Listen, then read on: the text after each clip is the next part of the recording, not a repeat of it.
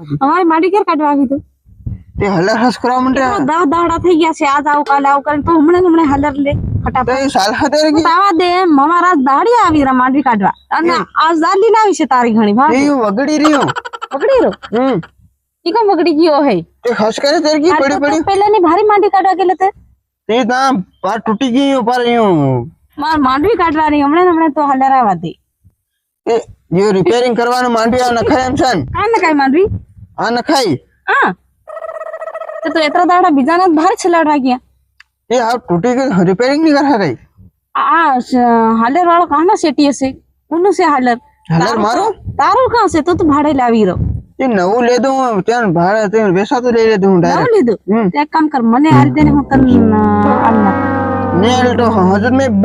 બે જણા માટે કાઢી 2 જણા એક કામ કર બસન